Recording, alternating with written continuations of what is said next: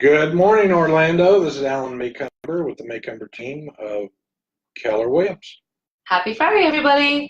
My name is Tia. I'm going to be your narrator today, and I'm going to just talk us through some questions that we got on Facebook Live from last time. And frequently asked questions Friday is when we ask Alan and pick his brain about all of the things that we would never think to ask or that we need to know about real estate. So today's topic is HOAs. What do you think of that? What a fun topic. Yeah. So we'll just get right into the meat of it. What is an HOA? HOA is a community management association, so a homeowners association. And people pay into it? People pay generally a monthly fee, and typically this monthly fee will include taking care of the common areas in an association, such as your walkways, your roadways, your trees, your light posts, and so forth in that community. And what are the benefits of the HOA?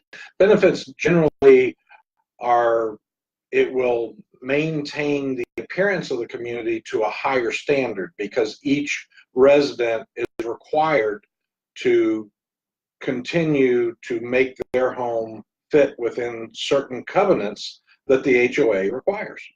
So let's set standards to keep the property value up. Is correct? Exactly. Okay. And what are the benefits of not living in an HOA? A lot of people always ask me that, and not living in an HOA is the ability to do pretty much anything you want with your property. So you can park cars on the front lawn, you can park RVs, you can park boats in your yard. Whereas in an HOA, there are restrictions such as where to park, what you can park in front, restrictions on certain play times, when you can play in certain areas, when you cannot play in certain areas, and so forth. So it goes on depending on the community. Okay. And the HOA has a hierarchy over your home and mortgage. Can they foreclose on your property if they wanted to? They can foreclose if you're behind on your HOA payments, because remember, HOA payments are required. You cannot go without paying in an HOA the monthly payments. So if you are behind for several months, the HOA can actually foreclose on your property. Okay, so basically what it comes down to is the HOA keeps the standards for property value in your neighborhood. There is a monthly fee.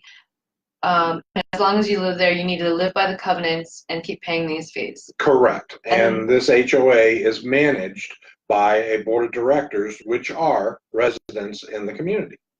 Now, they take care of the maintenance of the neighborhood. Do they take care of huge repairs? Like suppose in my neighborhood there was a huge flood and the roads had to be redone.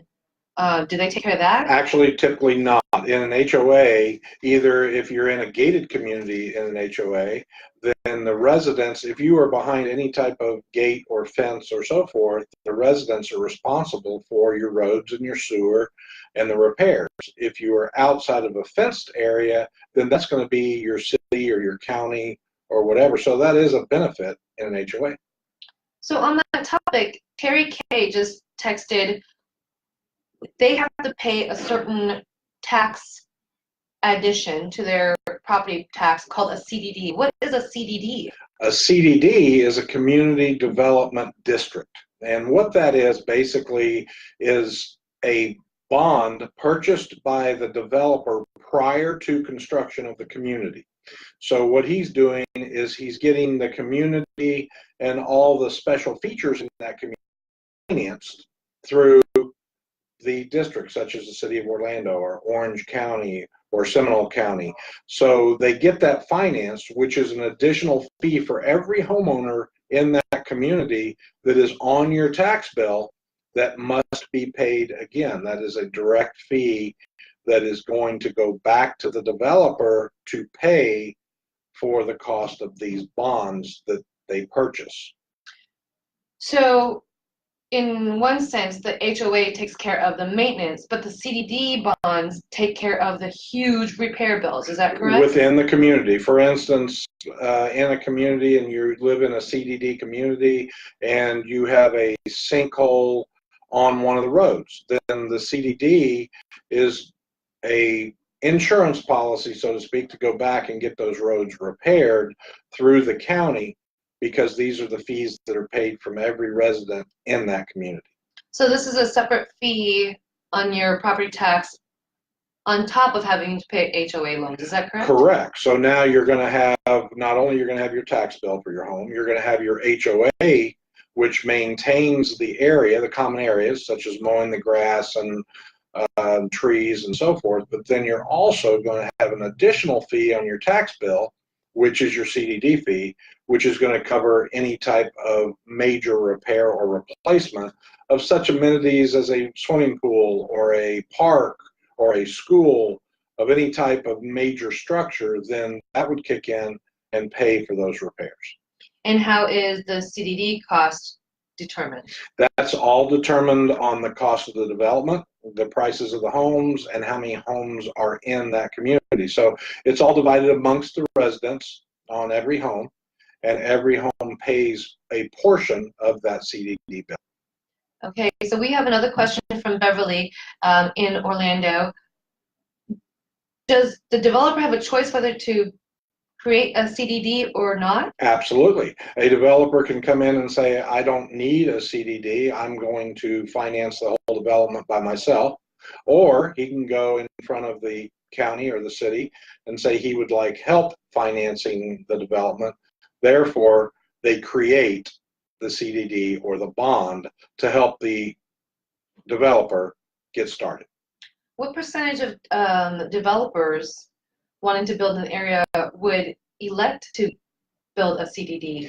Typically, right now, it's about 70% are doing CDDs, and there's probably a reason for that. That's using somebody else's money, the old cliche of saying, hey, let's get help with developing a beautiful community, therefore I'm going to go ask the city and the county to support my decision to build this community. And if it's that high of a percentage, what would make a developer not make a CDD? Well, in general, if a developer knows that he has got a wonderful community, that he knows he's going to sell out very quickly, and he doesn't want to set such high restrictions of cost on his residents, then he might elect not to do a CDD and just have an HOA instead. But if he did that, then the HOA would have to assess the big repairs. How would they do that? Then they would have to go to each individual resident and give them a what they call a special assessment on their home, helping the community pay for the repairs instead of the county or the city. Okay, so that was a lot of information. In summary, basically what you told me was that HOA covers the maintenance of common areas in the neighborhood. The CDD is developed by or created by the developer for huge repairs, maybe a road repair, sewer systems, sinkholes, things that you wouldn't foresee, and that is a separate assessment done by property taxes with the county. So Correct. basically it's two different entities altogether. Yes, so it's two different entities altogether, and typically they all have additional fees. So you're always going to pay into an HOA, and you're also going to be paying on your tax bill a CDD fee, which is additional, and it can run anywhere from $1,000 to $1,500 a year. So there is a lot more cost involved in a CDD than your standard HOA. So then my question is, if I'm a homeowner wanting to be a homeowner, what do I need to think about before I purchase into a neighborhood that has a HOA with CDDs and all that good stuff? Well, you want to make sure that if you're purchasing into an HOA, that the HOA is very financially stable. Making sure that you look at the books and see what they have in their covenants in terms of what are their restrictions, what are their costs. One big question is the cost of it, and what does those costs cover? So these are all issues when you're purchasing an HOA you want to find out prior to writing a contract.